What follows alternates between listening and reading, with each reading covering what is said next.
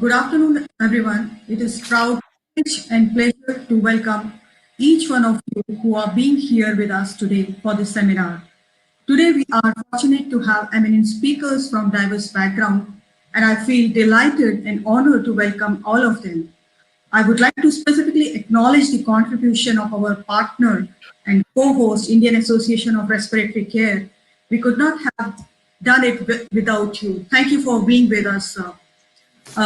First, give you a background of what PhD is, because before we address the seminar specific agenda, that's because it helps us to understand why we are here today and why we are conducting this particular seminar. So IHD is an enterprise committed for social impact. We were born in 2015 with the mission of helping in designing and delivering solution for sustainable development goals with two key approaches. One is the human-centered and second is the ecosystem partnership. We firmly believe in result-oriented engagement with various stakeholders in the value chain for achieving desired health outcomes. We are a team of professionals from diverse backgrounds, business management, policy and public health, epidemiology, and biostatistics. And the third is social science, medical science, and legal and rights. Now, in the recent past, we exactly on the same day, 1 month before, in July 28th, we launched an Access2Care, our flagship program, which is an integrated, comprehensive, personalized patient care and doctor support services addressing the three dimensions of access to healthcare. One is the financial accessibility, physical accessibility, and acceptability of healthcare across nine chronic diseases, and that's where we are coming from for this webinar today. Now, I think the important thing which we have been realizing is about the COVID-19 pandemic, which it's a crisis in the century which we have faced, we are facing today. Now, this COVID pandemic has made put our patient with COPD and other comorbidities at a higher risk for poor outcomes. And access to care is a key issue for our patient. Now, since the COPD causes more deaths in AIDS, TB, malaria, diabetes, etc., hence it becomes extremely important for us to deliberate, covering a wide range of access-related issues of diagnosis, treatment, management, while addressing what India requires now and what in future to tackle COPD. We are aware of the tremendous effort that many stakeholders are addressing in this space, but no matter how much we can do, we can try at national, global, national, regional, or local level. It never be enough, whether it's a service delivery, it's an R&D, or capacity building initiatives. So this seminar is basically a response to recognizing the urgency of this issue and collaborates for understanding what is working well and why it is not working. If nothing is working, then why it is not working, while translating national strategic plan into concrete actions at grassroots level. So IHD and IARC both has decided to come together to deliberate and discuss on the action-oriented replicable efforts to solve the issue of why India is not responding adequate enough to the challenge of containing COPD. I think with this remark, I would like to share that it's a very overwhelming response which we received, and especially 50% of our registration, or the people who are watching us are the youngsters, the prospective leaders of the healthcare. And I would like to just give a message to them that we have been hearing that whether we are going to give certificate, what we are going to get from attending the seminar. So the one message which I want to give to all of them, that getting certificate or not getting certificate is not important. Important is whether you are utilizing the opportunity which you are getting to learn or to change the life. I think that's the way one should think about it. And remember, great things will never come sitting in the comfort zone or sitting in your own self, motivation or self intent. You have to think about, patients first and human centered first. That's where, the healthcare professional should think about. So with this message, now I would like to invite Ms. Madhura, who is the Vice President of Indian Association of Respiratory Care, and I'm really pleased to work with her, and it's been a great association so far. So I would like to request her to formally, launch this program and start the sessions. So over to you, Ms. Madhura. Can you please go ahead with it? So Madhura has, I think, some connectivity issues. She is not available here. So then I would really request Dr. Sandeep Salvi, who is there, who's a session moderator and who's an eminent expert. And he doesn't need any introduction. Everyone knows in healthcare in this field. So I'll request Dr. Sandeep if you can, start the session with your opening remarks. Thank you. Sure. Thank you. Thank you very much, Dr. Ruchi, for a wonderful introduction. Wish you all a very good evening and greetings from IIPH for this very important session on chronic obstructive pulmonary disease. I believe Dr. Madhura is just about to log in. Hello. So if she's joined in, I think Madhura, you can start. Dr. Ruchi for a wonderful introduction. Wish you all a very good evening. Yeah, Madhura, can you start? We didn't see you, that's why we requested Dr. Salvi to start. So can you please start now? I believe Dr.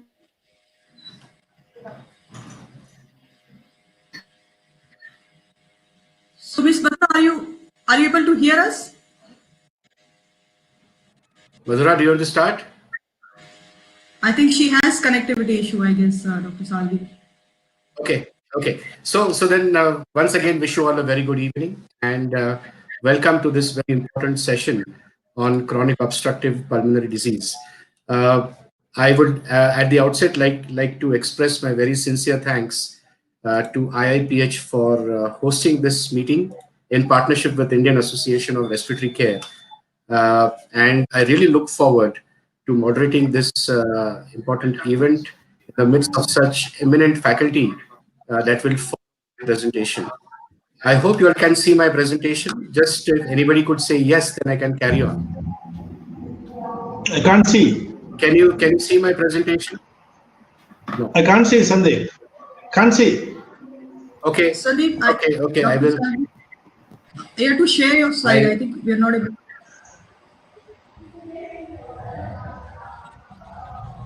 I will try it again.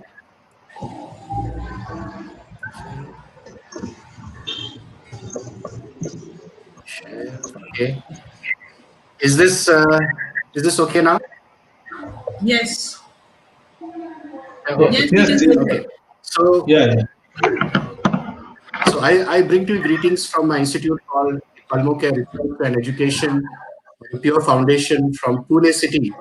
That's where I'm based with a team of very exciting people working on the field of asthma and COPD.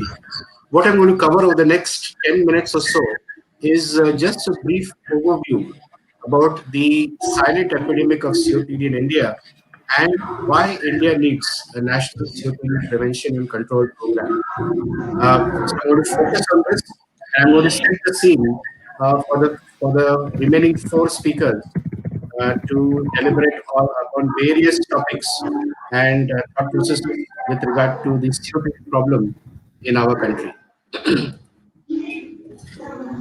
Obstructive pulmonary disease, or popularly called as COPD, is a chronic progressive disease of the lung that is currently the second leading cause of death and the second leading cause of disability adjusted life years in India.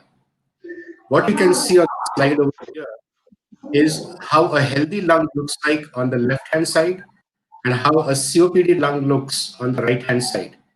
You can appreciate that there are big differences between a healthy lung and a COPD lung. You can see that the lung has become big in size, and that is largely because of air trapping, or what we call as hyperinflation, because of alveolar wall destruction and obstruction of these small airways. In addition to that, you see the black color that seems to have seeped in every corner of the lung, and that is because of the toxic pollutants, including the smoke or the tobacco smoke, that has entered into these lungs over a long period of time. You would also appreciate that between the two lungs is the heart, and if you look at the size of the heart in the patients of COPD, the heart obviously looks big in size, and that is one of the important characteristic features of COPD. It is a disease that not only affects the lungs, but it affects a whole host of other organs as well, primarily involving the cardiovascular system as well. COPD gives rise to a heart disease, uh, and also contributes to the suffering and the death that is associated with this disease. COPD, although not very well known in our community, amongst lay people or perhaps even amongst healthcare providers, was a term that was in 1966 after a lot of deliberation and a lot of debate and fight between the British and American physicians who had earlier called it as chronic bronchitis and emphysema. The British were refusing to give up the name of chronic bronchitis, and the Americans were refusing to give the name of emphysema. So, in 1966, a wise called William Briscoe brought all the Americans and the British together, and he said, "It is because of this fight the disease is not getting global recognition. So let us all come together and give it a common term that the whole world will accept." And that was the genesis of the word COPD, which the word itself includes a disease that affects the windpipes as well as the lung parenchyma. And for those of you all who want to understand what a normal lung looks like, here is an image of the bronchial tree that I've just inverted to make it look like a tree. And you can see the branching pattern of the airways. The main stump that you see here is a trachea, then the right main bronchus and the left main bronchus. And those yellow circles that you see are the alveoli, where the oxygen diffuses into the blood circulation. And that's the main purpose of the lung.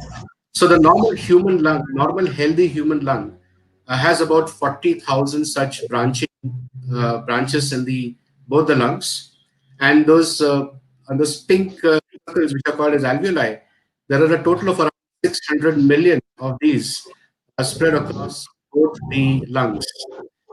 Uh, Everyone breathes in about 10,000 liters of air, out of which the lungs soak in about 1,000 liters and pass it on to the circulatory system, from where it is transported to different organs. So I show you what an image of a normal healthy lung looks like. And in contrast to that, here is another image which on the left hand side shows you what a healthy lung looks like, and on the right hand side, what a COPD lung actually looks like.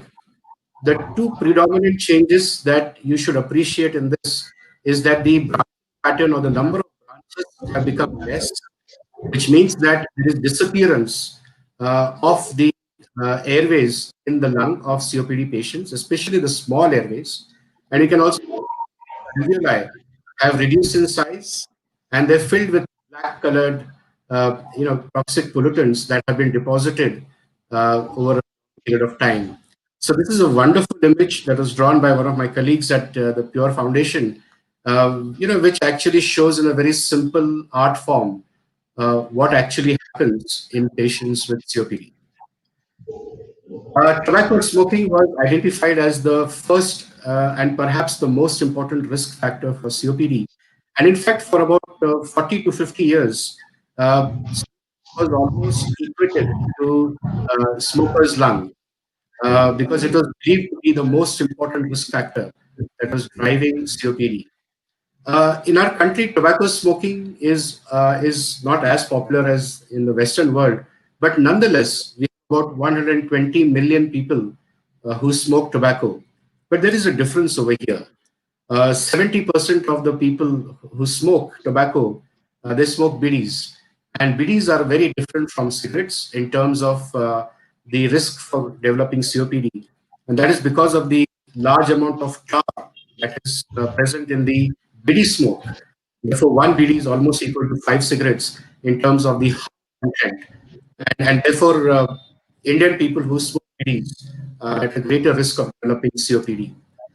Then you have the the chillum, which is another way of tobacco smoking in some parts of the country, especially in the western part of India, the northwestern part of India. And you can see that the chillum is actually a lot more harmful than either the bidi or the cigarette because of the quantum of smoke that enters inside the lung, and also the composition of the smoke, which causes more harm than the nicotine leaves that most people inhale. Hookah smoking is becoming more popular in our country, especially in the bigger cities and towns, and people are also led to believe that the smoke that passes through water actually cleans and purifies the smoke, and therefore the smoke that you inhale inside your lungs is actually clean and does not cause any harmful effects.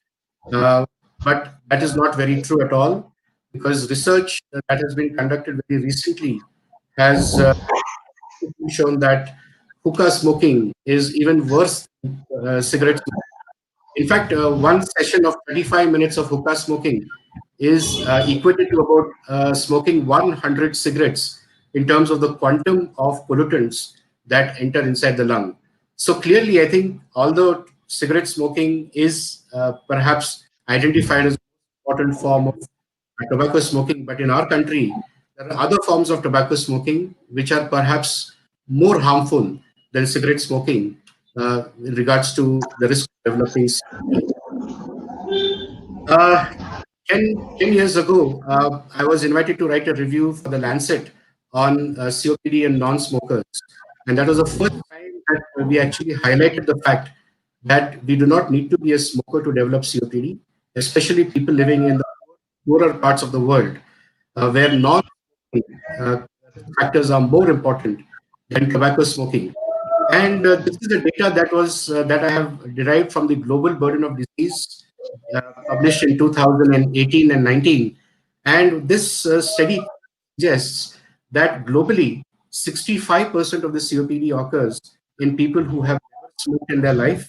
And therefore, the burden of non-smoking COPD is a lot more common than what we knew until that point of time.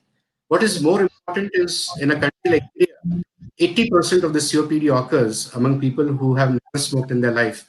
And I think it's important for us to appreciate that, both as clinicians, healthcare providers, as well as policymakers, because if COPD is not, 80% of COPD is not caused by tobacco smoking, then it is important to understand the other risk factors that give rise to the development of COPD, so that relevant policy decisions could be taken.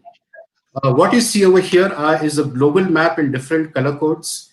The sky blue color represents the high socio-demographic index countries, or the rich countries, and the red colored countries, which is the low socio-demographic index countries, are the poorer countries. And you can see that India is green, which is the middle socio-demographic index country.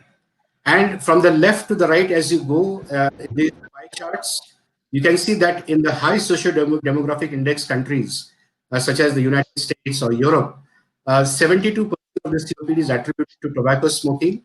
And as you go to the poorer countries, the contribution of tobacco smoking becomes less and less and less, and non-smoking risk factors then become more important.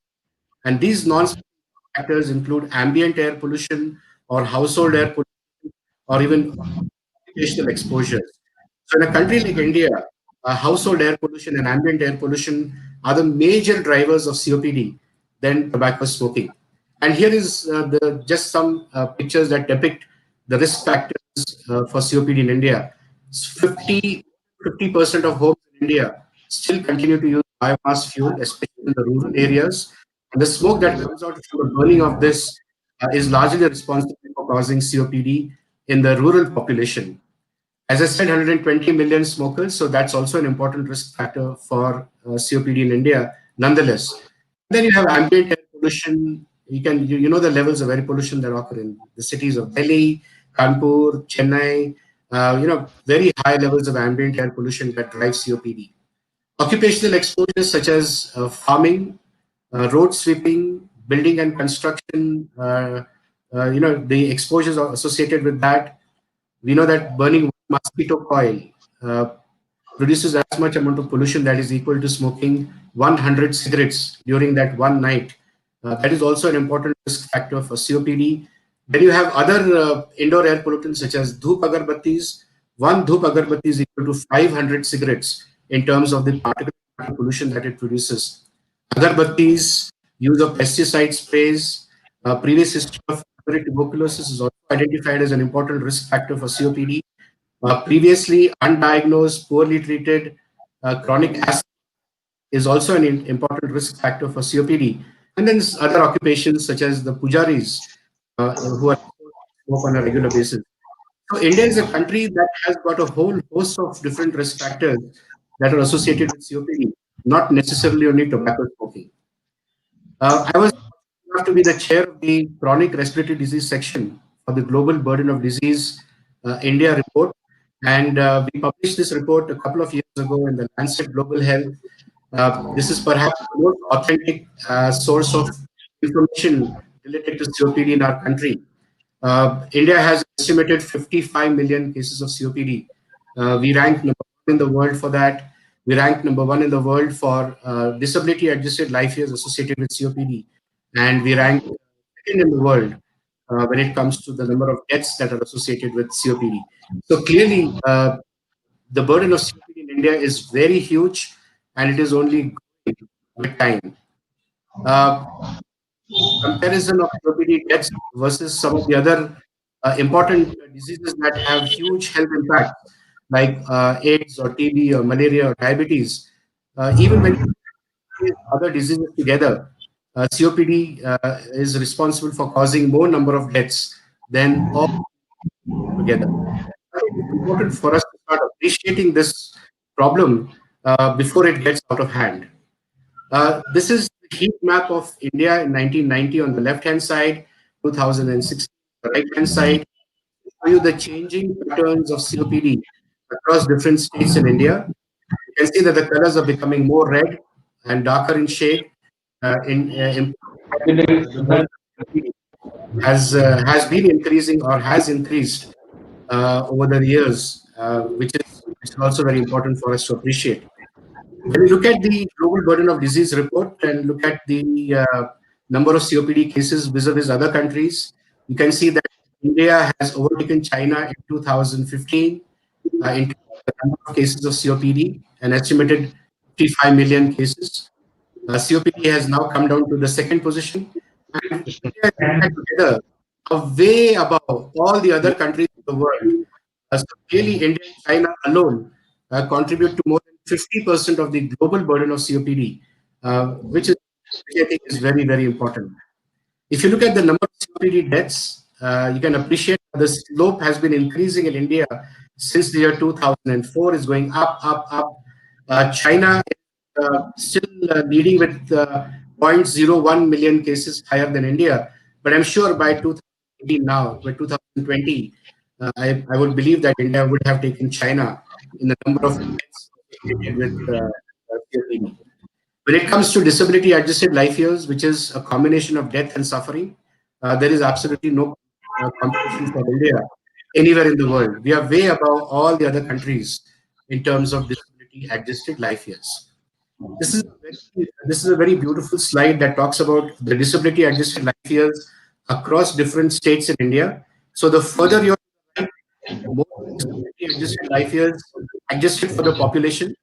And you can see that Uttar Pradesh is a state that has the highest burden of COPD among all the states in India, followed by West Bengal, Bihar, Uttarakhand, and so on. Goa is right on the top, which has the lowest amount of COPD amongst all other states and union territories in our country. But within these disability adjusted life years, there are four different color shades. The dark shade over here in blue is the one that is contributed by tobacco smoking, and the rest are all non-tobacco smoking risk factors. So some states, for example, like if you see Punjab over here, tobacco smoking is a very small contributor to COPD, whereas in other states like Mizoram, you can see that COPD is a major contributor. Tobacco smoking is a major contributor to COPD. Just because we are in the middle of the COVID pandemic, I thought I'll just show one slide with COPD related to COVID. And we all know that the SARS-CoV-2 virus that causes the COVID-19 infection enters into the human tissue through the angiotensin converting enzyme receptor 2. These receptors are present in many tissues and cells in the body, especially in the oral cavity and in the tongue, but also in the upper respiratory tract and in the lung, alveolar epithelial cells. So the virus enters inside these alveolar epithelial cells and therefore gives rise to the formation of what we call as COVID pneumonias. Now, it is important to appreciate that if you're a smoker, your lungs would have higher amount of angiotensin converting enzyme 2 receptors, which means that if you're a smoker, the risk of you catching the COVID-19 infection is very high. If you're a non-COPD versus a COPD, COPDs are more likely to catch the COVID-19 infection than the non-COPD because of the greater expression of the ACE2 receptors in their lungs. So smoking increases ACE2 receptor expression in the lungs, and therefore smoking slash COPD increases the risk of COVID infection, which is I think, important for us to appreciate in our country. How widely is COPD recognized in our country? Was a research question that was addressed by one of my PhD students. And this is a study that we did in more than 3,000 randomly selected residents from the urban slums and 2,500 residents from the rural population of India. And we only asked them a simple question. Have you heard the word COPD? And the answer was yes in 0.7% of the population in the urban slums and 1% of the population in the rural areas.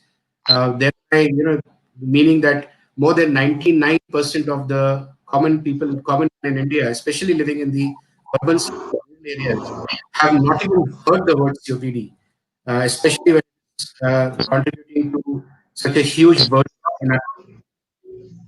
How do you diagnose hypertension? Well, we have a very simple instrument called the BP apparatus. How do you diagnose ischemic heart disease? You have the electrocardiogram. How do you diagnose diabetes? You have the glucometer. Not many people are even aware about which is the diagnostic test for COPD. And that's where the problem even starts. Even in the healthcare community, spirometers are not easily available. Doctors are not well trained to perform spirometry. And on top of that, spirometry is indeed an effort-dependent test, which is not easy to perform. And therefore, there's a lot of underdiagnosis of COPD that occurs in India overall. This is a review this is an editorial that me and a colleague of mine, Dr. Anurag Agarwal from the Institute of Biology wrote in a journal, the JAPI journal a few years ago. India needs a national COPD prevention and control program. There's a huge burden. People are not aware about the disease. There's a lack of diagnosis and the lack of treatment that is contributing to a huge healthcare burden. So it is important to create awareness about COPD amongst all the stakeholders. It is important to prevent COPD by reducing the exposures to the risk factors, screen COPD in the community using simple tools, diagnose and correctly using spirometry. For that, you need doctors, trained technicians. Then only that can happen. Treat COPD better, making the drugs available in the government health sector, making it available, affordable, and accessible for everybody, so that those who are diagnosed to have COPD get the right. And obviously, there is more need to develop research in this field of COPD, which is so very good for us. We cannot rely on the research on COPD conducted in the Western world to represent what is happening in our country. And therefore, it is important for us to generate our own COPD-related research to guide our policy decisions better. So I'm going to stop over here and I'm going to stop sharing. This was just to kickstart the session on COPD. And it gives me a great pleasure to invite the next speaker, Dr. P.A. Mahesh, who is the and the head at the JSS Hospital in Mysuru. A very good friend of mine, has contributed immensely in the field of COPD, has done a lot of original research in COPD in South India, and it will be a real pleasure to listen to him on the important topic of access to diagnosis and management required for COPD, what is working well and what is not working well. Dr. Mahesh, all yours now. Yeah, thank you, Sandeep. for the kind introduction and a wonderful lecture. As usual, I've been listening to you for the past 2 decades, and always your lectures are so nice, and your slides are superbly made. Sandeep, can you add my slides? Bhatia? Can you? Sure, sir. Yeah.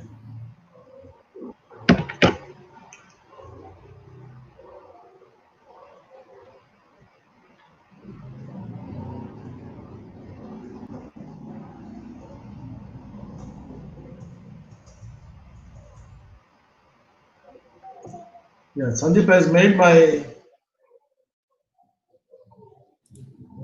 Yeah, job easier. Mahesh, Mahesh, you get the slides.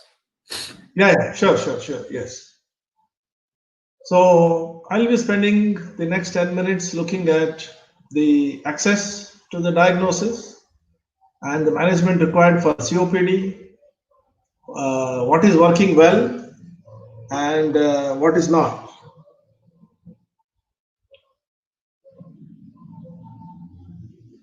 Can you make it a little larger? And Yeah, go can to you put the, which is at the bottom right? Yes. yes. Now we will look at it. We will look at what is the some of the evidence from the literature, and then we will also look at maybe spend some time on what is my experience in treating these patients over the last quarter century. And I think the can you go to the next slide, please?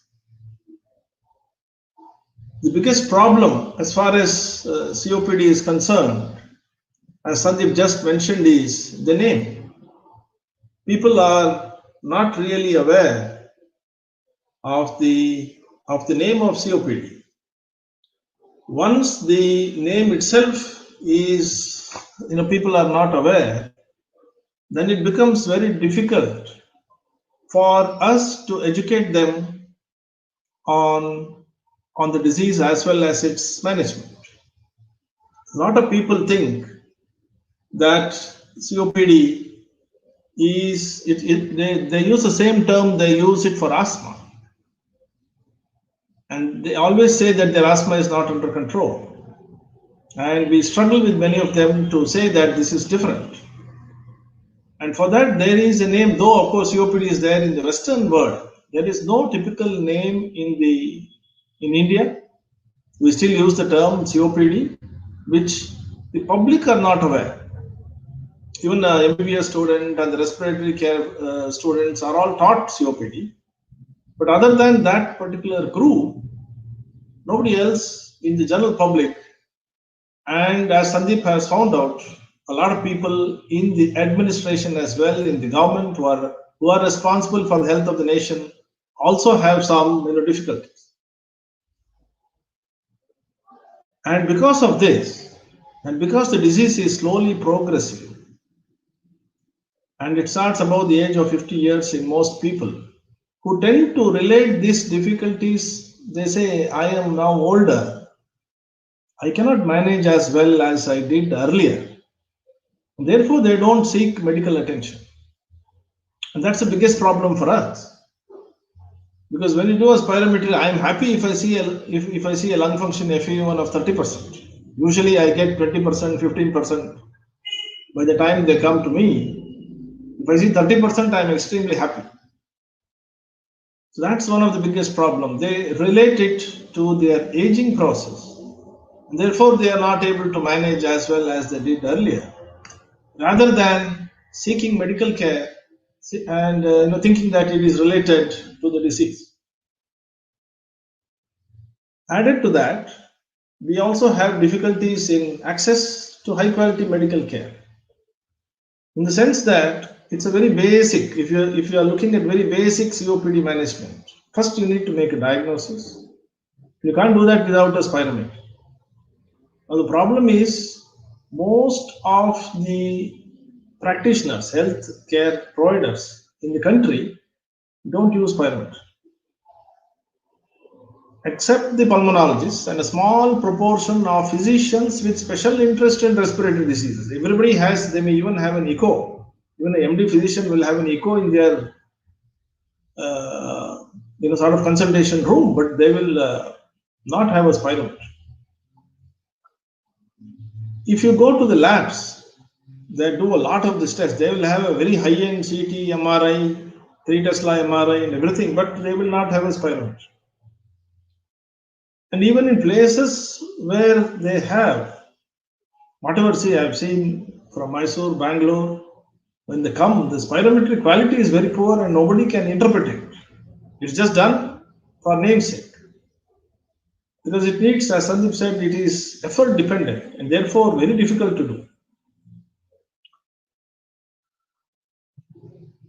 And we also find that people have difficulties following the medical advice, especially when you say smoking cessation. Even when the lung function is 15%, they still have difficulties in quitting smoking. For, of course, women who are still cooking and exposed to biomass or somebody else, it is very difficult. Of course, now with the Ujjwala scheme, it is different. But earlier, it was very difficult for us because there is no way they can use an alternate fuel. Next slide, please. The key problem is the MBBS training happens for clinical medicine from the internal medicine. They do have 15 days of pulmonology posting, but they don't actually do enough spirometry themselves. They don't spend time in the OPD. The BSc respiratory care are really taught on how to do, but the MBBS people are not.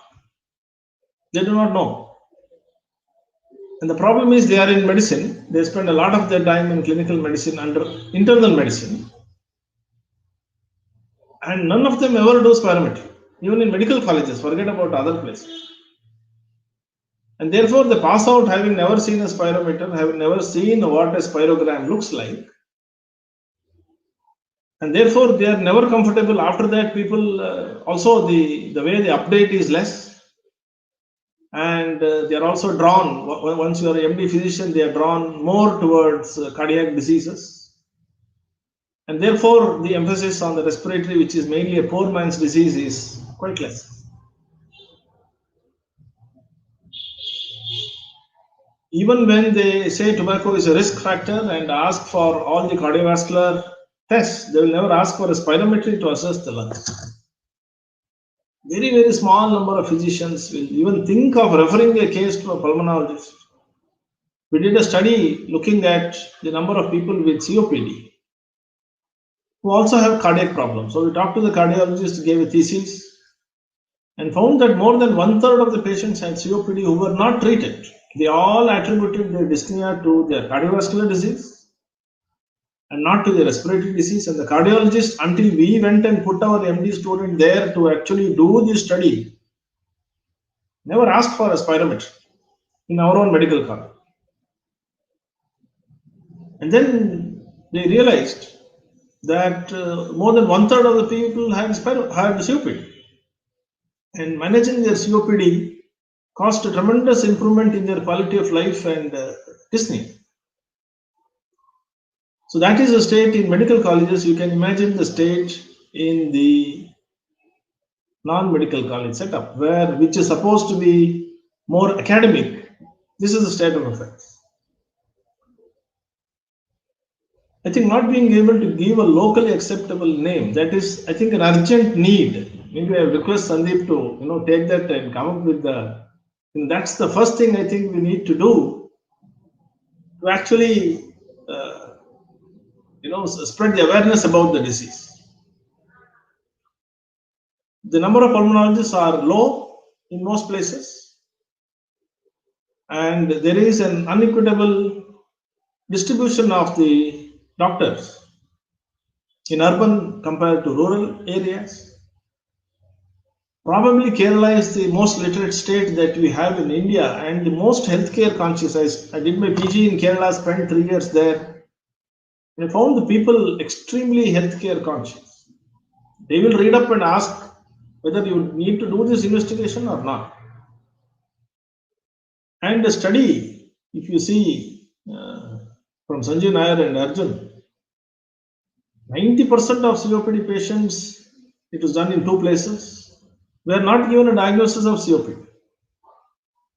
That is the state in the best, highly literate, probably the best in healthcare, and they have their under 5 mortality and so many other health indicators almost on par with the Western world. And that's the state of affairs in a state like Kerala. You can imagine the rest of the country. Next slide. Now, quality control in spirometry is very tough. You not only have to look at the whole spirogram, there are so many parameters, there is no time to go into that.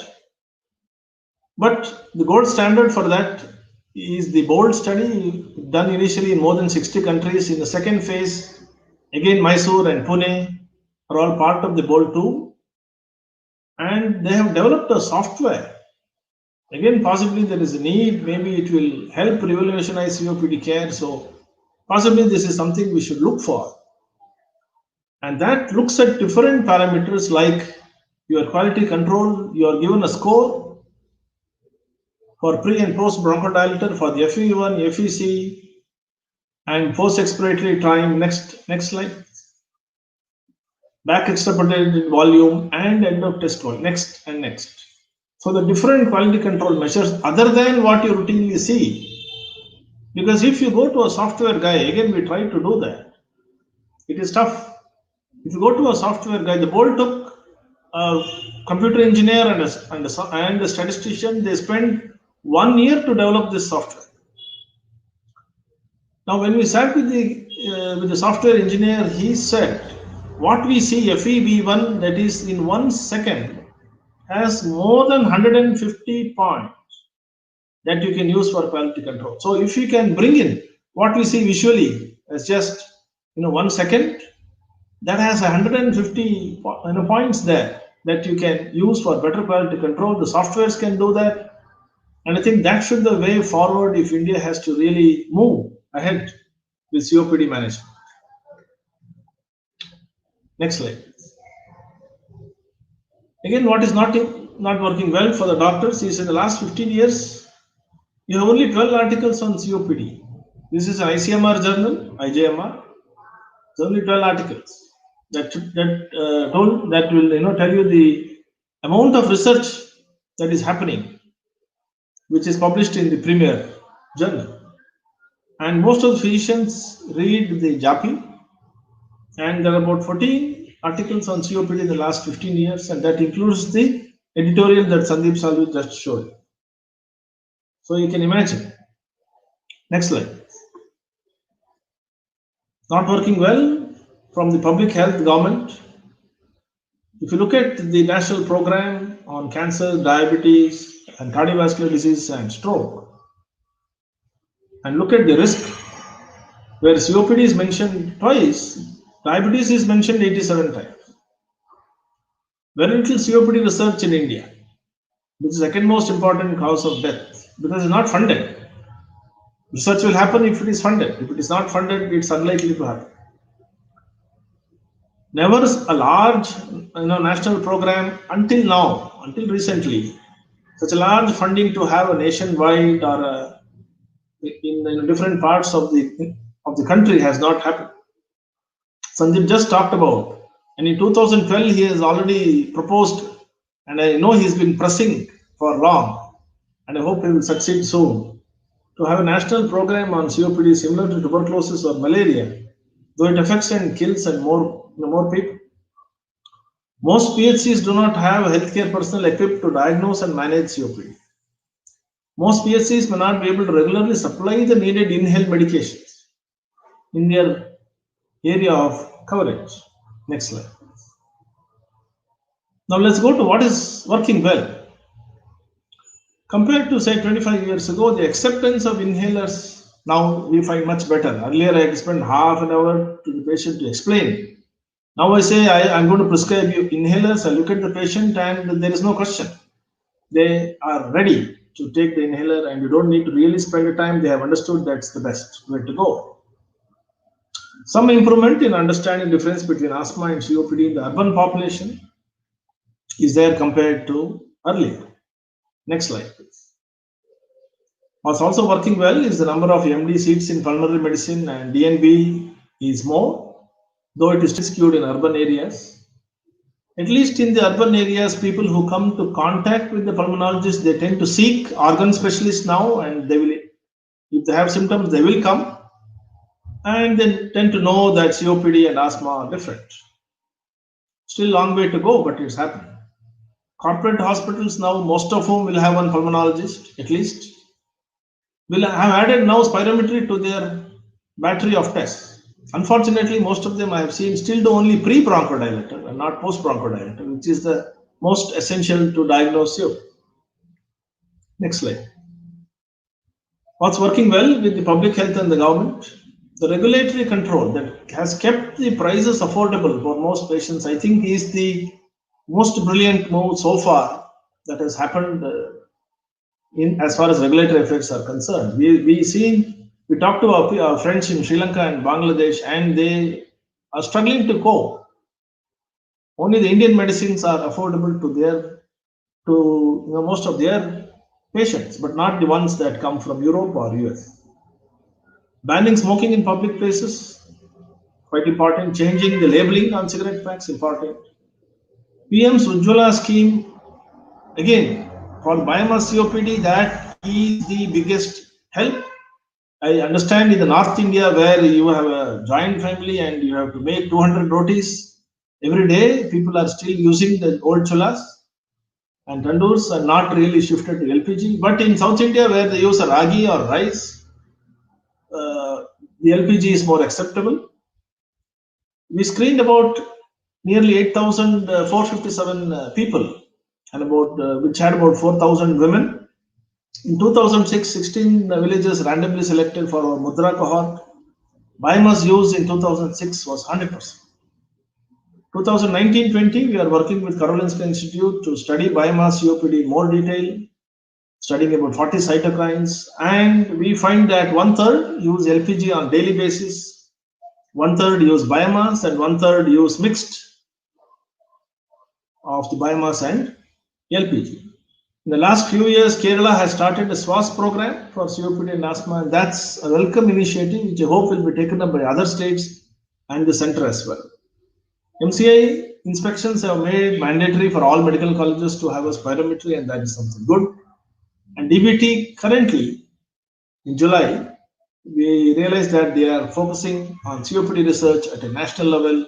That's an extremely welcome initiative. Next slide, please. Now, what could help? Sandeep has already listed quite a few of them. Next slide, please. We need help of the media, regional media, cable TV, to really bring out, and print media, to really bring out both in national and the local languages, educate people on COPD and say this is different from your regular run-of-the-mill asthma. Low-cost spirometry or a low-cost diagnostic tool. Again, I know Sandeep is working on it. In the last talk, he shared his results, and I hope he will be able to publish it shortly. And that can be used in any PHCs in the country and in other low-income countries as well. The National COPD program that provides a proper diagnosis, access to medicines, pulmonary rehab, availability of appropriate inhaled medicines continuously at PHC, similar to the TB program. TB program is running extremely well. HIV programs are running extremely well. The government is doing extremely well. If COPD is added in the same basket and run the same way, it will make a big difference. Training for physicians, again, Sandeep, along with the PHFI led, and the Narayan Hridayalaya, Dr. Murli Mohan, led this certificate course and training of the general practitioners and physicians. He did very well. 25 centers and almost 600 people were trained, and certain state governments also adopted this. Next slide, please. So this certificate course made a big difference. Next slide, please. With the PM, as I said, the PM Ujjwala's scheme has helped 70 million households to date, and possibly it can reach further. And somehow we need to look at maybe a solar cook stove may be more relevant in North India when they have to say cook for 50, 60 people in the house. Improving ventilation, even having the door open and a few windows will make a big difference when cooking is done inside the house using biomass fuels. Screening for at-risk groups, people who are with occupational exposure, smokers, it is useful to have a screening, add it to the master health checkup, but do a post bronchodilator. That will make a big difference. Exercise and pulmonary rehab. Even in medical colleges, these are expensive. Once we refer, they go there for say 6 to 8 weeks. They say it is very expensive. So we need to come up with some program which can be done by the patient in the house without any expense. Then they are likely to do. When they struggle to buy medicines, it's unlikely they will go to a pulmonary rehab, at least in a place like Mysore and the kind of patients that I see. Next slide, please. Next slide. Yeah, thank you very much. That's the JSS Hospital where I work. It's quite close to the Mysore Palace. Thank you very much. Thank you, Mahesh, for an absolutely brilliant, thoughtful, and a very insightful talk on where are we going wrong and where are we making some changes. Absolutely brilliant, Mahesh. Thank you so much. I think I'll make a small summary of this at the end of all speakers. So, it's a great pleasure to invite the next speaker, Dr. Rajesh V, who is the head of the Department of Respiratory Medicine at the Rajagiri Hospital in Kochi, a very eminent and renowned pulmonologist in Kerala. And he's going to talk on access to diagnosis and management required for COPD. What is important for the future? So, Dr. Rajesh, all yours. Thank you, Sandeep sir. And at the outset, I will congratulate IISD India and IARC for coming up with this very innovative session. And my personal words of gratitude to Dr. Sandeep Bhatia, Dr. Ruji, and Ms. Madhura.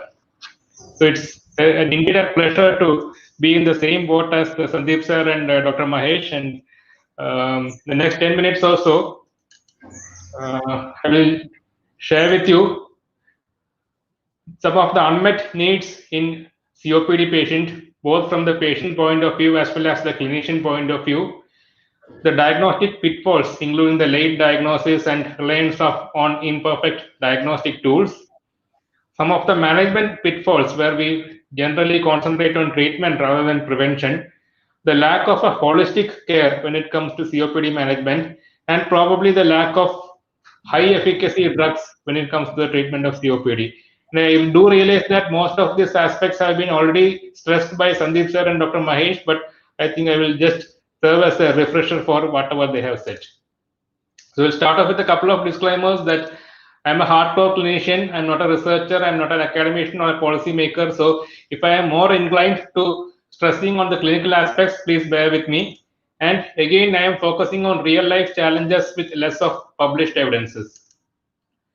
So the first and foremost thing that we need to do better in the future is that we need to acknowledge that COPD is a major health problem in our country. Again, stressed a lot by Sandeep sir and Dr. Mahesh.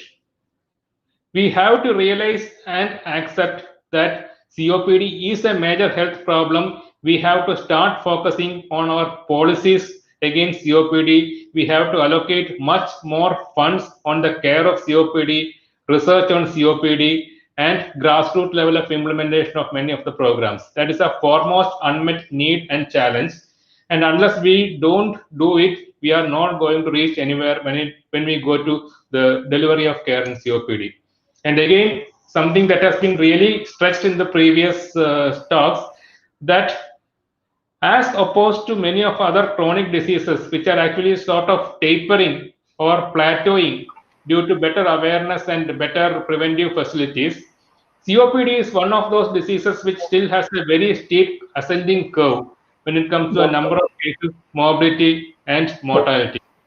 sorry to interrupt, Dr. Rajesh. You need to share your slides, please. Oh my God.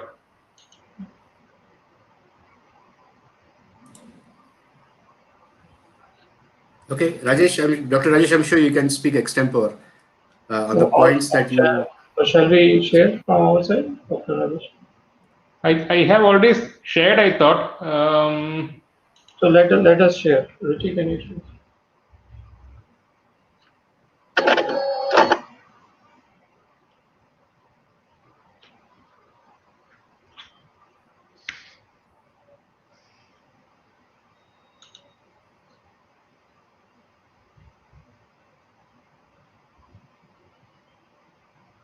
Yes. Is it visible? Yes. Yes. I'm actually on my 7th slide actually. Okay. Or should I start from 1? No. Please carry on from. Yes, carry on. Okay. Now I'm in my 7th slide. Okay. So what I was trying to share is that in contrast to many other chronic diseases, COPD is one of those diseases where the incidence is still on the upward surge, as opposed to many other chronic diseases where better awareness and better preventive programs have actually led to some degree of plateauing of the incidence of diseases. Now, the second most important thing that we need to do correct in the future is utilize early and very accurate diagnostic tools when it comes to the diagnosis of COPD. As Dr. Sandeep Salvi very clearly pointed out, the test of prime importance or the gold standard test in the clinical level when it comes to diagnosis of COPD is a spirometry.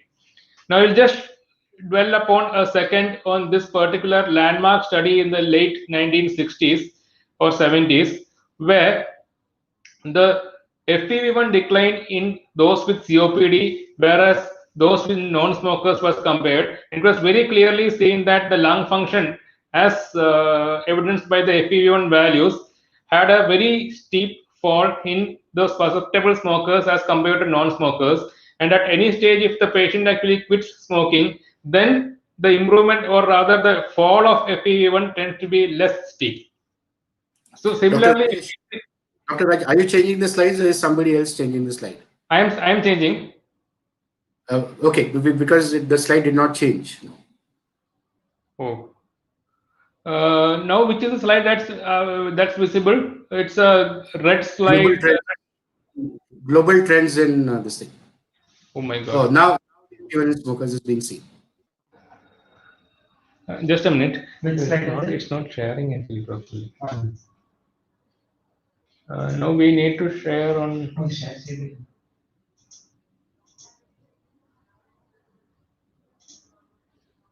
Yeah, now I am sharing my slides.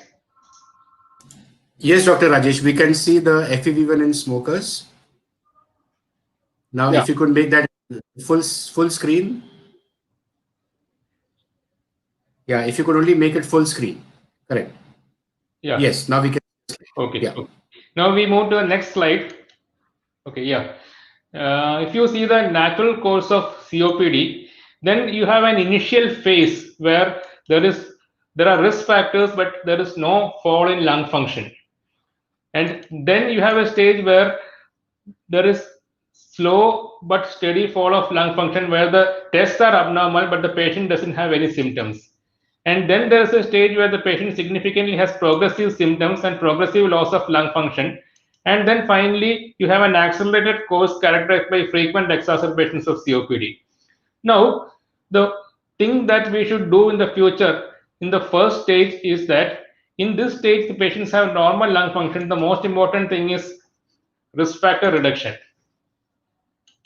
Okay, now that can be achieved by smoking cessation or lack of exposure to biomass fuels and all those things. The next stage will be you have abnormal tests but no symptoms. So here is the importance of diagnostic testing by way of spirometry. And the third and fourth stage, in addition to doing all these things, risk factor reduction, early diagnosis by spirometry and all, you need a holistic care, really focusing on drug therapy as well as pulmonary rehabilitation. So when you come to early diagnosis, look for risk factors, look for symptoms, but test, test, and test. Do a baseline screening by spirometry and then serial testing in periodic intervals depending upon how the patient fares with respect to symptoms and all. And spirometry is the practical life gold standard for diagnosis of COPD. And we need a COPD conscious clinician also to make an early diagnosis. Again, access to and utilization of quality spirometry is a real problem in our country. Yes, I have told many times that perhaps spirometry is the best test to conclusively diagnose COPD, but it's a crucially technique dependent and effort dependent test. So the focus for tomorrow will be to ensure wide availability of spirometry at secondary care levels or even lower, even primary care levels when it comes to government care. Insist on diagnosis of COPD using spirometry, emphasis on a standardized technique and good infection control in the PFT lab. So quality control in spirometry, the ATS documents provide excellent steps in performance and interpretation. Utmost importance is to be given for infection control. And one word regarding the training of personnel. We propose to have a 1-year pulmonary technician training program where they need to perform at least a very standard number of spirometries under supervision in a standardized institution with good technical support and clinician support. And the spirometry should be mandatorily performed by a certified technician because we have certification programs for multiple things. We don't have a certification program for a spirometry technician. So that is something which probably needs to be mandatorily incorporated in our healthcare system. The fourth step that we need for setting up COPD care teams, because this is an era where a single person, however brilliant he is, cannot achieve something extraordinary. For achieving something extraordinary, we need teams. So we need an internist or a general practitioner or a pulmonologist. Anyone who is really focused in COPD can deliver good care. I would still feel that we should stress on pulmonologists because here you have a training program which is highly focused on pulmonology, on COPD. So I would say that whenever possible, let a pulmonologist manage a COPD. If not possible, at least an internist or a general practitioner having good focus and aptitude towards treating COPD. And have specialist pulmonologist post in secondary care levels mandatorily. When I say that in a taluk headquarters hospital or a district hospital, we need to have a specialist pulmonology post who works solely on pulmonology. He should not be rotated to other systems of, say internal medicine duties or something like that. In tertiary care facilities and corporate hospitals, have at least 2 pulmonologists in each institution. Have a focused paramedical post in the COPD care team where one certified pulmonary technician, one respiratory therapist, plus or minus a physiotherapist who is focused in pulmonary rehabilitation, and have pulmonology representation in decision making and policy making forums. That is very important because only the practicing pulmonologists can understand what are the real life challenges when it comes to COPD management. And last but not the least, focus on medications and interventions because we know that what the current medicines achieve is that they do some degree of symptomatic relief to dyspnea. They have very limited impact on cough or phlegm production. Only partial relief is provided. They retard worsening of lung functions, but they cannot reverse or normalize lung functions. They do decrease exacerbations, but the impact on longevity is more or less limited. So probably we need to focus on research to find out drugs that can preserve or reverse the decline in lung function, do better symptomatic relief, especially when it comes to cough, phlegm production, and dyspnea.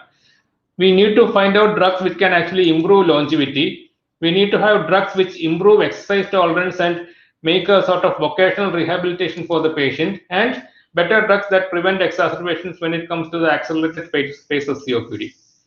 So again, pulmonary rehabilitation, we need to realize the need and benefits of pulmonary rehabilitation, the ability to implement good quality rehabilitation program and set up centers of excellence for that. So if I can just summarize what I told in the last 10 minutes, We need a national emphasis on COPD, realize that it is a major health problem, start allocating resources and personnel to COPD care. Focus on early diagnosis by screening, questionnaires, and emphasis on spirometry mandatorily for diagnosis of COPD. Impart quality training programs on spirometry and have a mandatorily certification program.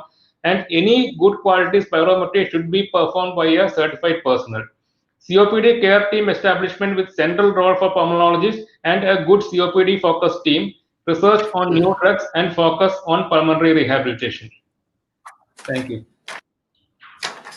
That was absolutely brilliant, Dr. Rajesh. Very, very well put. I think you highlighted all the important aspects and the challenges that a physician faces in practice. And so I think I really like the solutions part of your presentation. Very well put. Thank you, Dr. Rajesh. Thank you, sir. The next presentation is going to be done by Dr. Pradeep Joshi, who is the National Program Officer for the World Health Organization for India. And it will be really interesting to see his viewpoint on the WHO perspectives and recommendations to India for prevention and management of COPD. Dr. Pradeep Joshi, please. Good evening, Dr. Salvi sir, and thank you again IIT and IARC for giving this opportunity. And I also convey my regards to the other panelists as well as to the participants. So good evening to all of you. May I request Dr. Sandeep to share those slides, and then I can start the presentation. So the topic allocated to me, as Dr. Salvi has mentioned, is about the prevention and control of COPD and giving the perspective of the WHO and the recommendation. So I have broadly covered a few issues, and here I will just mention few of the things which already have been cited by the earlier speakers. So no doubt COPD is a major preventable chronic respiratory disease, and globally there are around 65 million people who suffer from the COPD, and annual mortality is around 3 million. And the highest burden is in the low and middle income countries, which includes India. And in India, as Salvi sir was the one of the was leading the COPD group, and this has found that around 75% of the total Delhi was due to the 75% of the total Delhi's were COPD contributes. So, and the prevalence has increased almost 30% in the last 2 decades. It has been now around 4.2%. So regarding the risk factors, and it has been clearly mentioned that tobacco use, especially the smoking, was earlier as a major risk factor, but now with the increasing prevalence of the air pollution and the occupational health hazards, these are the leading cause of the COPD. So just few lines about the risk factors. And recently the GATT survey has mentioned there are 267 million tobacco users in India, and the particulate matter 2.5 is around 62 microgram per. So it is more than the national standards. And the economic burden of COPD was estimated or was projected around 480 billion for the year of 2016. So coming to my next slide, about the prevention of the COPD, if we talk about the prevention, there are mainly the 3 dimensions where we can think of the prevention of the COPD. One is about prevention of the lung health and the primary health prevention of the lung health and the primary prevention. And here mainly it is undertaking the policies and program measures to decrease the risk factors, mainly due to the non-communicable disease, which is tobacco smoking, exposure to the secondhand smoke, indoor and outdoor air pollution, occupational exposure to dust and hazardous fumes. And also we require the community-based integrated interventions, which creates more healthy environment. It's not only one policy measures, it's a combination of the policy measures which are required at the community level. and especially for the poor and disadvantaged population, as previously speaker has mentioned that it is more in the poor people. And same in the primary prevention is about the increased public awareness of the risk factors. And I want to emphasize here that especially raising the awareness among the person who are at the high risk. And we have seen there are gaps. So uh, the public awareness should be utilized based on the evidence based approach, and should be regularly reviewed for increasing its effectiveness and the outreach. The other important pillar for the prevention of the COPD is estimating the burden and identifying those risk factors and undertaking the surveillance. As clearly mentioned earlier, that there are very few research in the COPD area, and we have to think over it. And the other part of the primary prevention is identifying them early and the risk stratification of those who have been at high risk.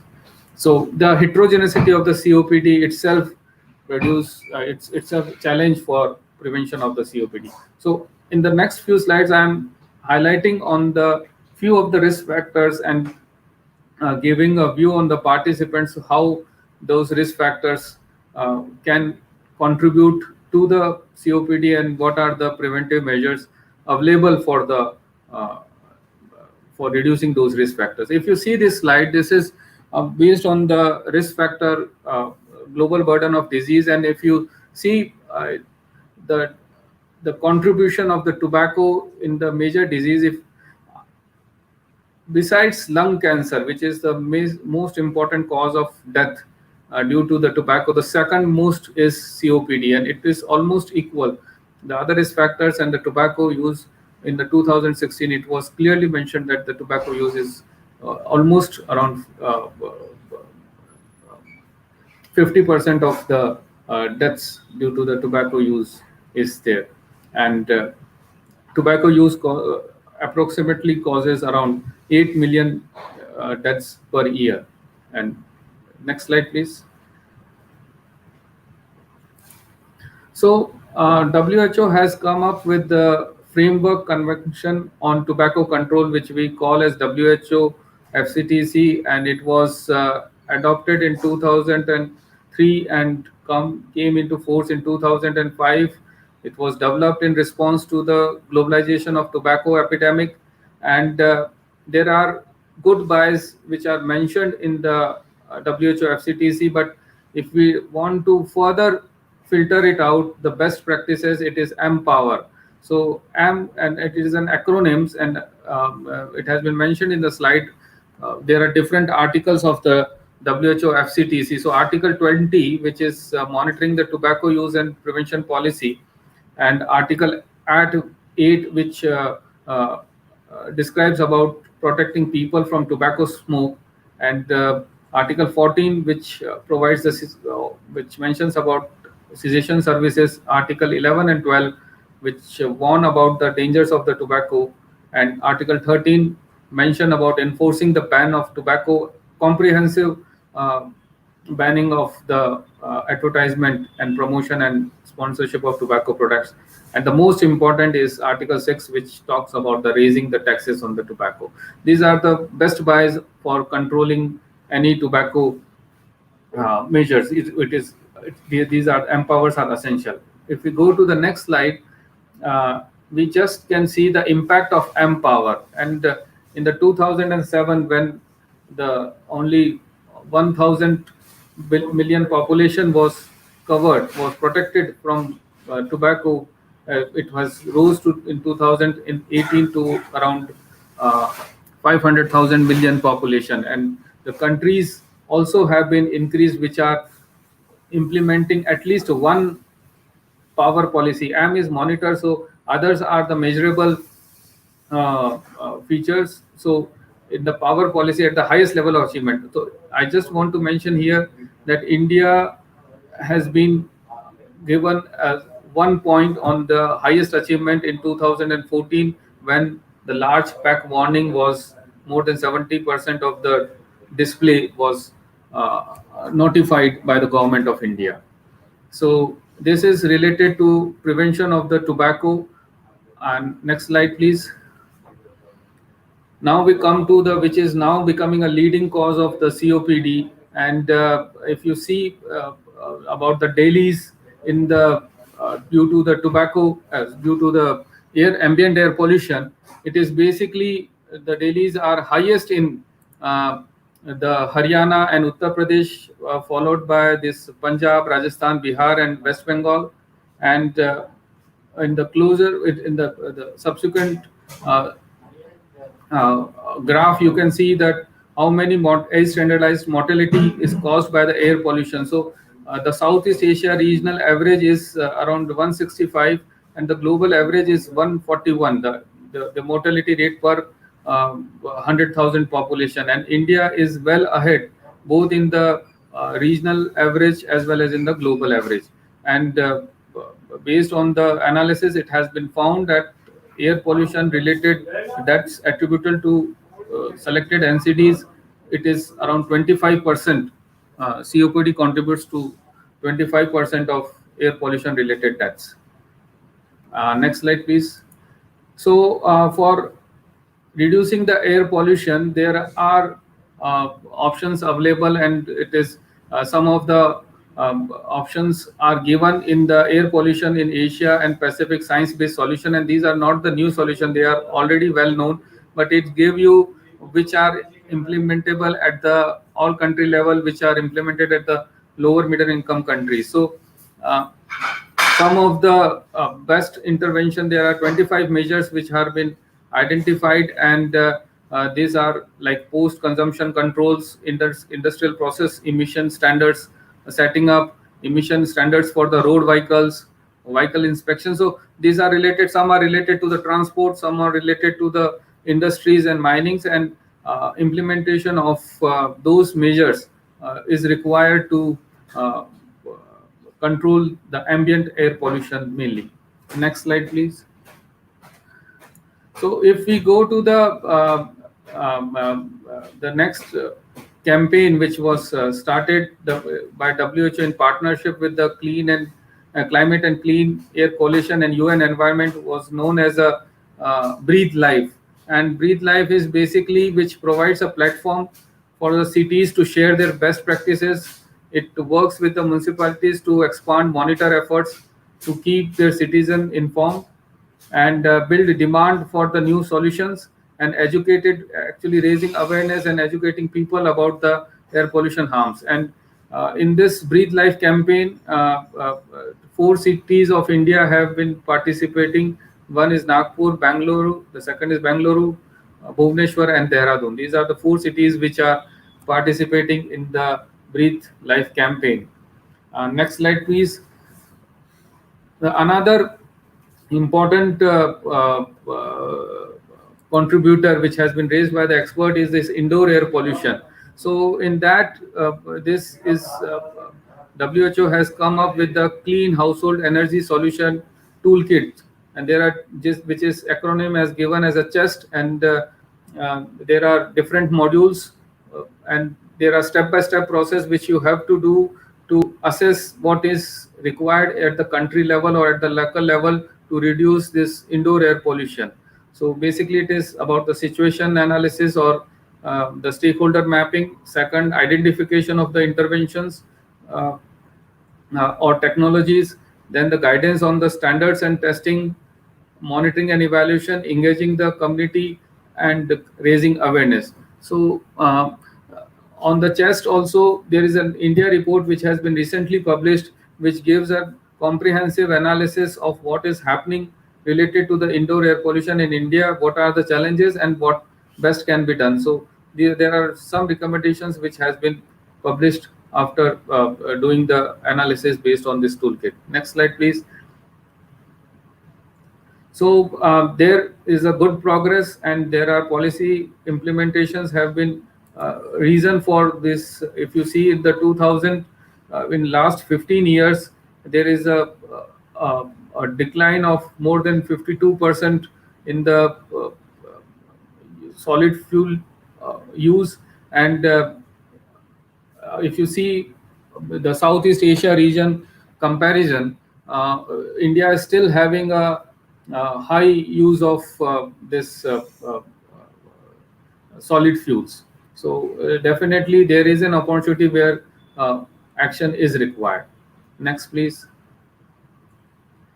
About the management of the COPDs, it has been clearly mentioned it is largely underdiagnosed and undertreated, and there are health system challenges which need to be addressed. And I think Dr. Bachani will be speaking more about at the primary healthcare level what can be done. But the challenges related to early diagnosis, availability, and accessibility of the diagnostic and drugs, the HR challenges, the counseling challenges, there are multiple challenges. So there is a tool which has been developed by the WHO, which is called as WHO PAN tool, a package of essential non-communicable disease interventions at the primary healthcare. And in that series, All India Institute of Medical Science also have developed with the WHO management of the chronic respiratory disease. And you can just see that there are simple process which has been provided, and step-by-step approach which can be done at the primary healthcare level for the management of the chronic obstructive diseases. The new intervention using the mobile health, there in the Be Healthy Be Mobile initiatives, there is an tool developed which is called as for asthma and the chronic COPD, which we call as AM Breathe Freely. And here there are contextualized SMS being sent to the high risk patients on a regular basis about the COPD and how it can be prevented. Next slide, please. So WHO has come up with this best by interventions for tackling NCDs, and these are based on the effective interventions of cost-effective analysis about spending $1 and averting about 100 per Delhi. And based on that, they are classified into three categories. One is best by, which is given 3 circles. The second is the effective interventions, 2 circles, and other recommendations where the cost effective interventions is not available. I don't know whether you are able to see or not, but the COPD for management of chronic respiratory disease, uh, uh, the management of the COPD by inhaled salbutamol and treatment for asthma has been given as a effective interventions, and the cost effective analysis per dollar spent is still not available for how much we can gain from improving the stoves and providing cleaner fuels and other interventions to reduce the COPD and the chronic respiratory disease. But the work is in progress. So definitely the the COPD has been mentioned as one of the effective intervention in the WHO Best Buy. Now, next slide, please.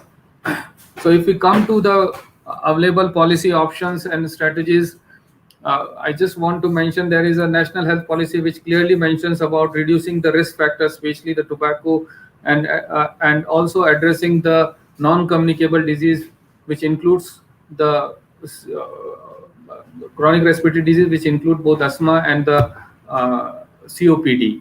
Also, there is a national multi-sector action plan for prevention and control of non-communicable disease has been developed, which is a multi-sectoral response where more than 29 ministries have been agreed for doing those interventions which can prevent the 4 common non-communicable diseases and their risk factors, including the chronic respiratory diseases.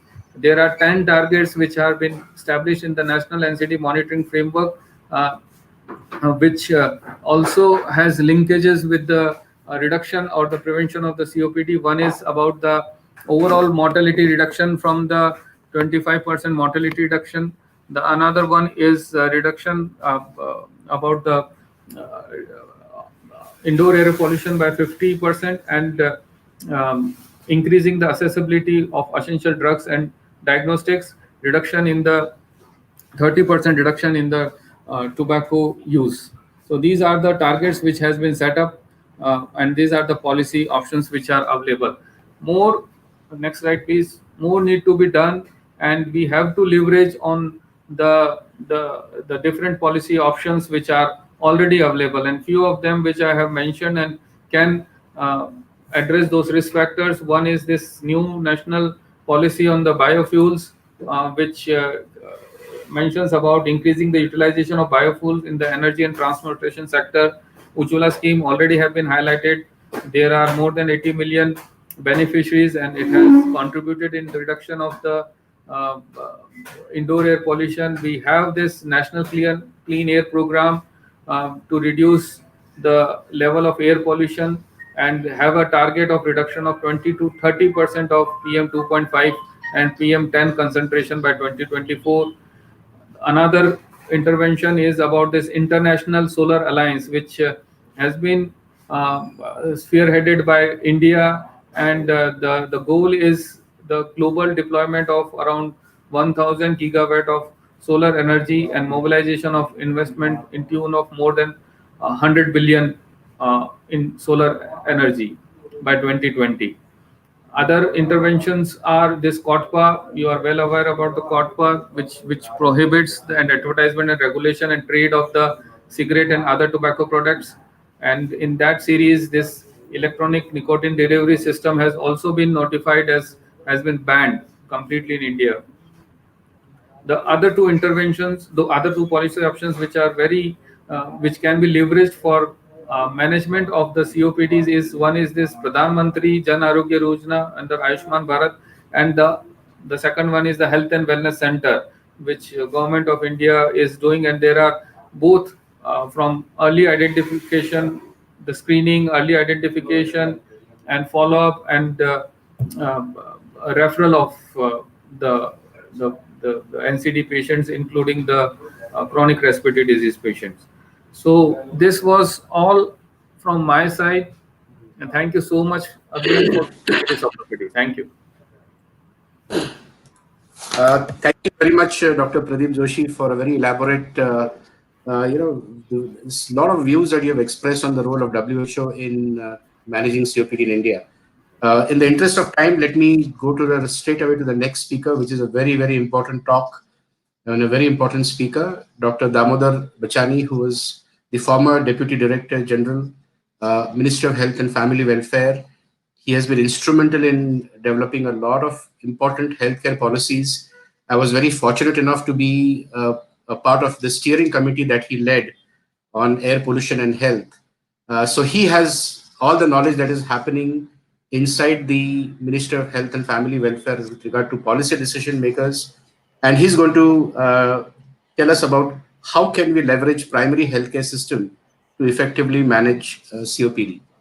Dr. Bachani, please, all yours. Look forward to your talk. Thank you, Doctor. Thank you, Dr. Sandeep. I hope somebody will share the slides. So much has already been said about COPD, its diagnosis, treatment. So being a last speaker, it makes things quite easy for me.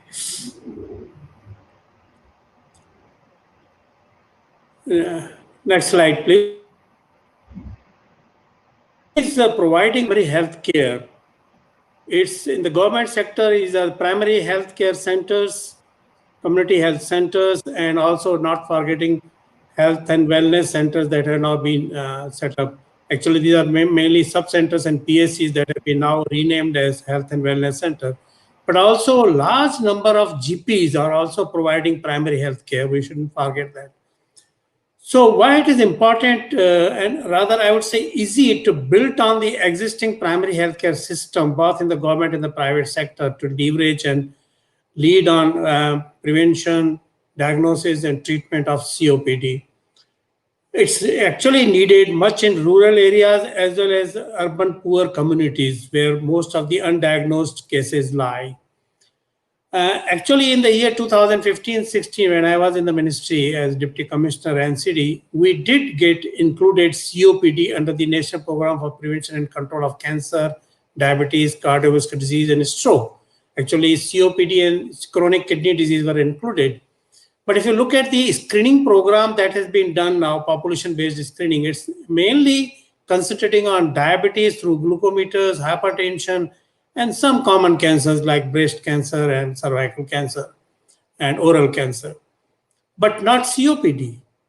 That's the issue, how we can include. And as has been said by previous speakers, spirometry is perhaps the best way to introduce COPD. That's the gold standard. Another important thing is, both programs, people who are having chronic cough, mainly they go for exclusion of tuberculosis under revised National Tuberculosis Control Program. And what happens if they are negative? They are not referred anywhere. They said, "Tumhe TB nahi hai," that's it. They may be having COPD. So what I want to say is that there is no cross-referral system between DOT centers or TB centers and NCD clinics, which should also include COPD in their gambit. So if there's a cross-referral system between the two systems, and if TB is negative, there should be a referral system to COPD. And these NCD clinics should be equipped. Of course, spirometry would be one of the inputs that would be required, but also for treatment, many medicines and gadgets. So we should also ensure that whatever drugs are required for management of COPD are made available. There's a very good inventory system now available under the National Health Mission, and essential drugs required for managing COPD should be made available under this system. Next please. Now, some of the following slides are actually based on what Pradeep also mentioned, a WHO assisted activity that developed guidelines for management of COPD under the leadership of Dr. Guleria, who is now the director of AIMS, and I was a member of this thing. So we have to train the physicians, both GPs and doctors who are posted at the primary level, about what are the signs that are suggestive of COPD: progressive dyspnea, chronic cough, chronic sputum production, and also try to assess whether they are exposed to any of these three important risk factors. Much has been talked about tobacco smoking and also biomass, particularly in the rural areas and urban slums. They are being used even now, in spite of Ujjwala. And occupational exposure. Don't forget those who are engaged in dusty trades, like some factories. If there are any signs of chest pain or fever, except when there is, super-dead infection in COPD also, there should not be any fever. Significant weight loss, orthopnea, paroxysmal nocturnal dyspnea, or hemoptysis, rule out whether there is any other disease that this person may have besides chronic cough. Next, please. And next slide. So if there's chest pain, you should rule out cardiac diseases. Go to the back one.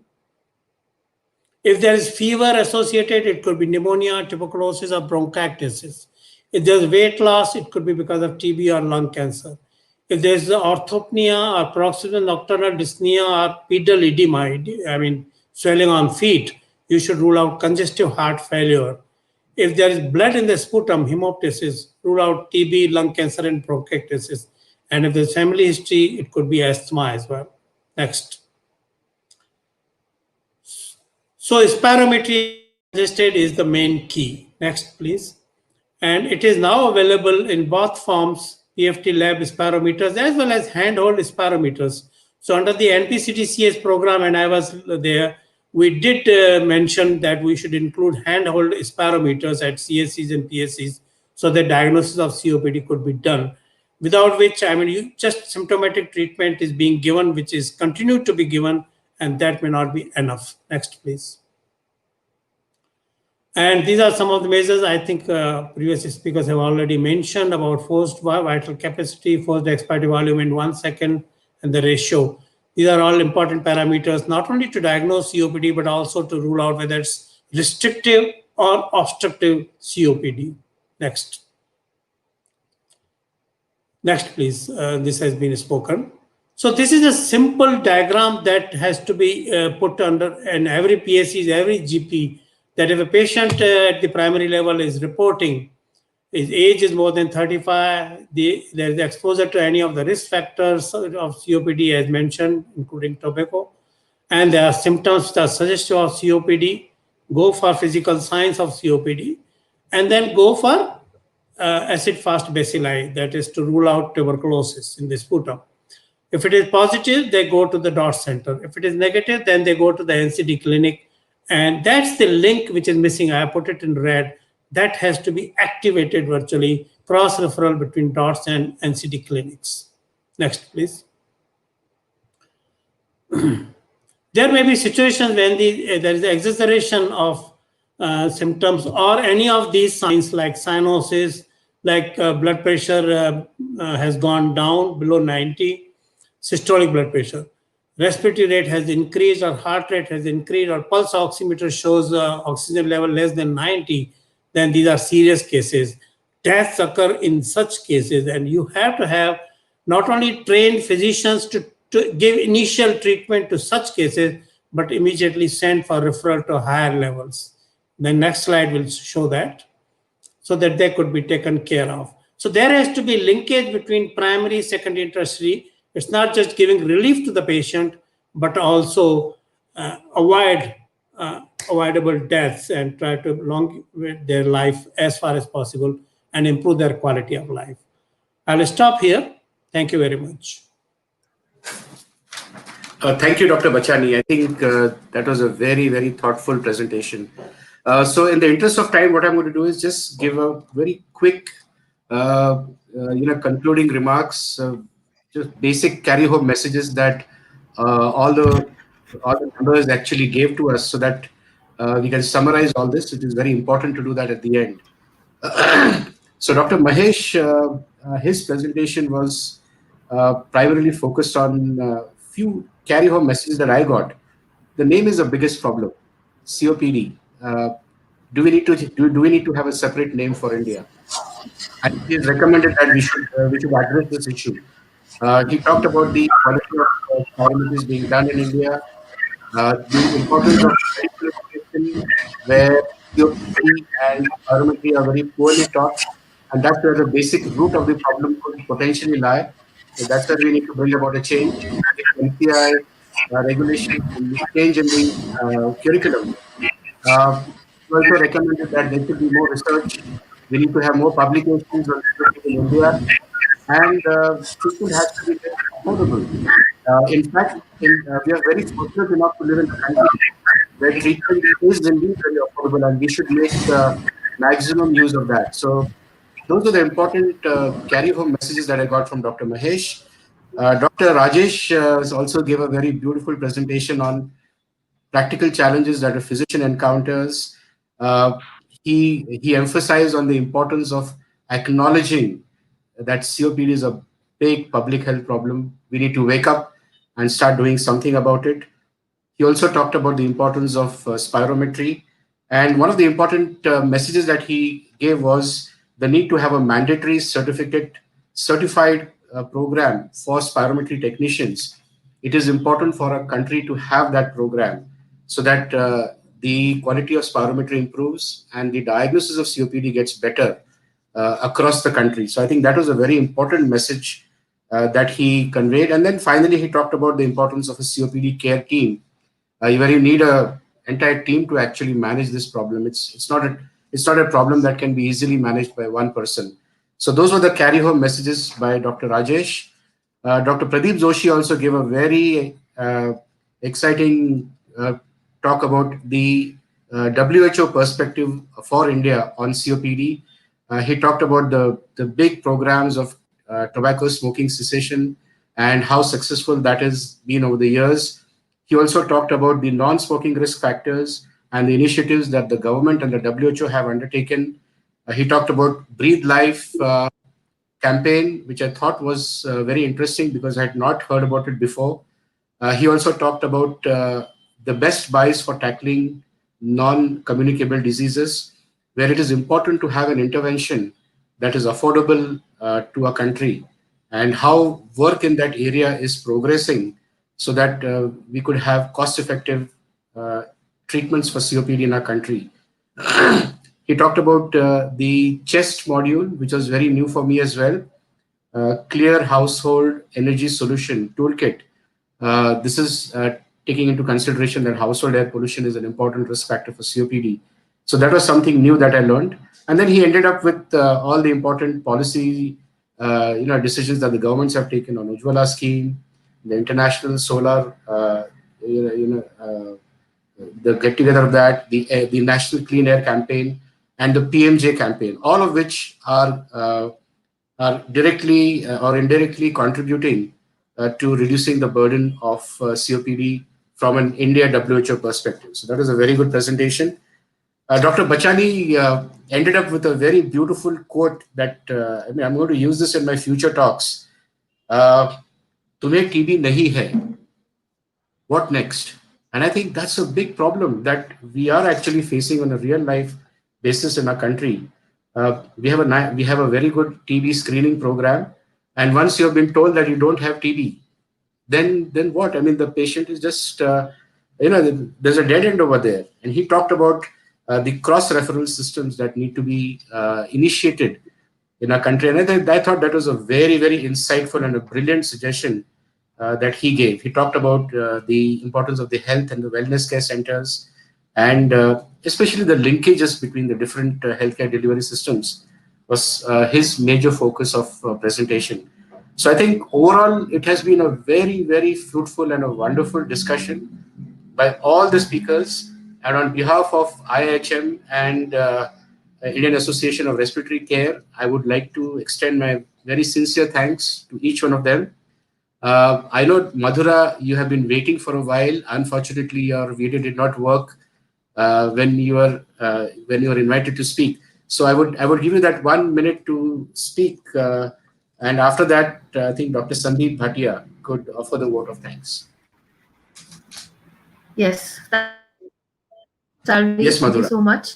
It was a brilliant session that we had today, and all the speakers have very nicely put in front of us what is it that we are dealing with and what we should do about it. On behalf of the IRC, I am very grateful to be a part of this webinar. I would just like to add one, in addition to what all we have discussed today, I would just like to add that the qualified, talk about the respiratory therapist.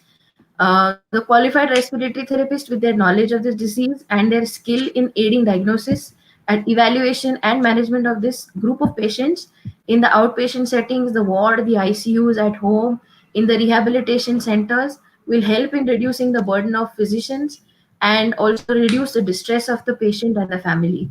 And in addition to that, respiratory therapists, I think, can play a key role at the national level and contribute immensely to address the challenges of COPD.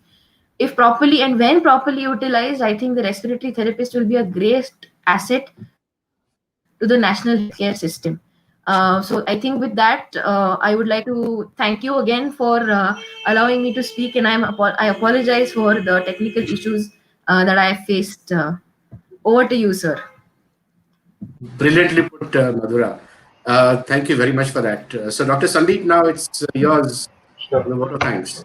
Thank you, Dr. Salvi. Very nice deliberations by all the speakers. So I would like to thank on behalf of ISD India and IRC.